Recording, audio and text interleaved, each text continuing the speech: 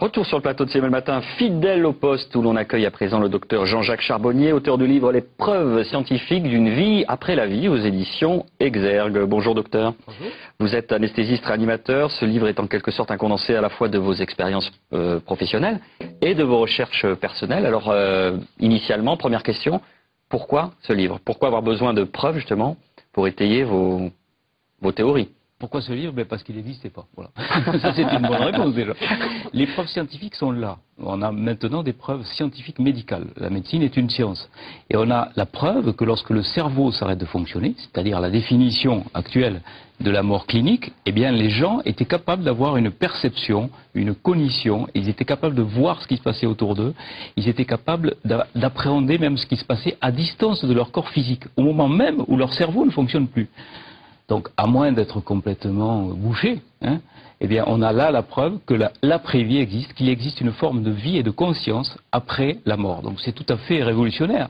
C'est quelque chose qui va bouleverser tout, si vous voulez, mais on n'arrive pas à communiquer là-dessus parce que c'est tellement bouleversant pour tout le monde que j'ai beaucoup de mal à communiquer, en particulier dans des émissions en direct. Parce que je fais relativement beaucoup de télé, j'ai fait TF1, France. Vous le dites dans votre livre, vous êtes obligé de faire des phrases courtes. Non, je vous coupe pas, mais c'est pour dire justement, pour éviter qu'au montage, vos propos ne soient... Oui, parce que ça dérange, si vous voulez, ça dérange nos sociétés occidentales qui sont basées essentiellement sur le matériel. On est dans une société où il faut produire, où il faut travailler plus pour gagner plus. Enfin bon, je ne veux pas faire de politique, mais on est dans cette logique-là, avec au-dessus le tabou de la mort qui plane. Et ce tabou de la mort, on en a besoin dans une société qui fonctionne comme ça parce qu'il n'y a pas cette dimension spirituelle, si vous voulez, qui éloigne tout ça. Donc on est dans une société de peur, on est dans une société où on ne peut pas parler de ces choses-là, du spirituel, parce que c'est contre nature, c'est contre la nature même du monde occidental. C'est pour ça que j'ai voulu écrire ce livre. Il y a beaucoup de témoignages dans ce livre. Il y a mon ami Jean Morzel qui a écrit lui aussi un livre qui s'appelle Tout commence après, publié aux éditions CLC, qui lui donc a vécu une expérience pendant une période de coma, pendant une anesthésie en particulier. Il est sorti de son corps, il a pu traverser les murs, il a pu décrire une plaque qui était située sous la table d'opération, et tout ceci a pu être vérifié. Donc ça veut bien dire qu'à un moment donné, on est capable de sortir de son corps. Ça semble ahurissant, c'est un petit peu torfelu de raconter ça actuellement. Mais pourtant, les preuves sont là, et ce sont des preuves scientifiques, ce sont des preuves médicales.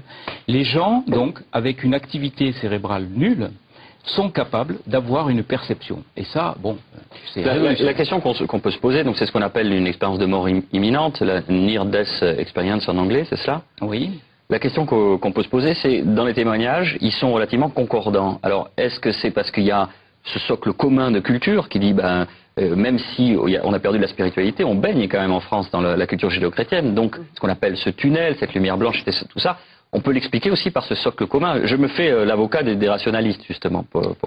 Oui, mais vous avez tout à fait raison. Il y a un tas d'invariants. On a tout un système d'éléments récurrents. Dans les témoignages qui ne changent pas, des choses qui ne changent pas. Mais imprégné d'une certaine culture quand même. C'est un petit peu comme si vous preniez un Russe, un Anglais, un Français, un Esquimau, et puis que vous l'envoyez en Espagne. Bon, ils vont avoir un discours différent, mais on verra bien au bout du compte qu'ils sont allés en Espagne. Bon, mais là c'est un petit peu la même chose. Ils sont allés de l'autre côté, parce qu'on ne peut plus dire maintenant qu'on ne sait plus ce qui se passe après la vie, au moment de la mort, puisque ces gens sont véritablement morts quand même. Ils ont été en état de mort clinique, avec un cerveau qui ne fonctionnait plus. C'est la scientifique qui parle, c'est la définition. Oui. La mort, c'est quoi la définition scientifique? C'est une définition qui varie en fonction des limites de nos possibilités de réanimation. C'est-à-dire qu'il y a 20 ans, qu'on n'avait pas les mêmes... C'était l'arrêt cardiaque, enfin voilà. Peut-être pas il y a 20 ans, parce qu'on arrivait à réanimer... 40 ans, mettons, maintenant c'est il faut que le cerveau s'arrête de fonctionner pendant tant de minutes, je dis n'importe quoi. Oui, c'est ça, vous avez raison. Il faut...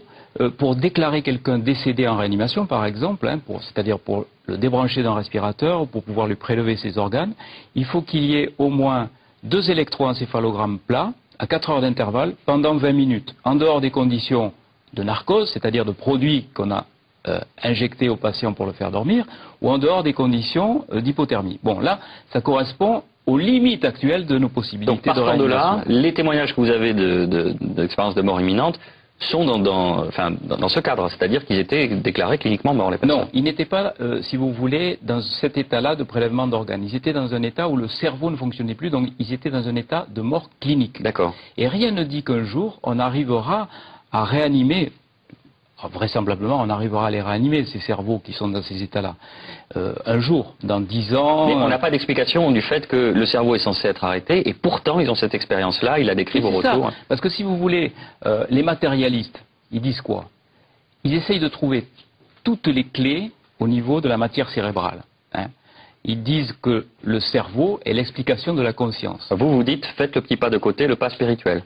Non, moi je dis, le cerveau ne fonctionnant plus, on est capable d'avoir une conscience, et ô combien plus performante, puisque les gens disent pouvoir voir à 360 degrés, se déplacer dans l'espace, aller voir ce qui se passe dans une pièce à côté. Et tout ça, si vous voulez, c'est scientifique parce que ça a été édité par des revues à comité de lecture comme The Lancet ou comme Nature. Oui, qui sont les revues les plus prestigieuses. C'est les revues les plus prestigieuses, c'est pas des revues ésotériques, mais avec ces résultats-là, on est incapable de franchir le pas pour dire aux gens, oui, il existe bien une forme de conscience lorsque le cerveau s'arrête, lorsque nous sommes en état de mort clinique. Et c'est quand même surprenant qu'on n'arrive pas à passer ce message-là. Pourquoi? Dans les cas que vous évoquez, la mort clinique, elle a eu quelle durée? Ça a duré combien de temps? Pendant combien de temps est-ce que le patient a été dans cet état? Il y a des états comateux qui ont duré des mois. Et vous avez des gens qui ont eu des expériences. Il y a eu le cas, par exemple, de cette femme qui a été opérée du cerveau. On a interrompu sa circulation cérébrale. On l'a opéré d'un anévrisme cérébral. On a fait baisser sa température corporelle très très basse. Son cerveau à 15,5 degrés. Ouais. Et plus d'activité électrique au niveau du cerveau, mesurable par le potentiel évoqué auditif ou l'électroencéphalogramme. Plus aucune activité, plus aucune façon d'avoir une conscience, et pourtant, à son réveil, cette patiente décrit toute l'intervention, les instruments qui ont été utilisés, que les chirurgiens ont mis dans son cerveau, la conversation qui a eu lieu entre le chirurgien et le cardiologue qui avait voulu assister à l'intervention. Alors, elle a entendu avec autre chose que ses oreilles, elle a vu avec autre chose que ses yeux, elle a eu une conscience avec autre chose que son cerveau. C'est peut-être ça la démarche la plus difficile à accepter. Ben vous êtes en train de, parce que entre les lignes, voilà. Ça veut dire une forme de télépathie, une forme de communication sensorielle différente. Il suffit d'accepter ce principe, qui est évident maintenant qu'on a tous ces éléments-là, que la conscience n'est pas le fruit du cerveau, que la conscience n'est pas sécrétée par le cerveau, comme le foie sécrète la bile, tout simplement. Et alors, où le siège de la conscience?